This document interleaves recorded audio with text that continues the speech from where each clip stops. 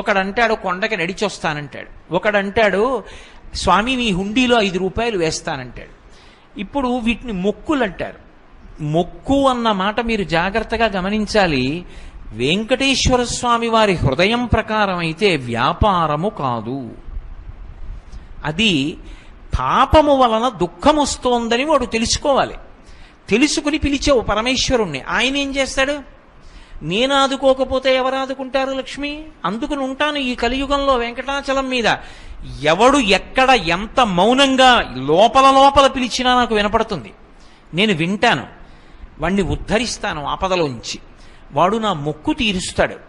ఆ డబ్బు పట్టుకొచ్చి నా హుండీలో వేస్తాడు. నేనేం చేస్తానో తెలుసా? పరమధర్మాత్ముడు నన్ను చూడకుండా ఉండలేక, నాన్నగారిని చూడకుండా ఉండలేక వచ్చినటువంటి కొడుకులా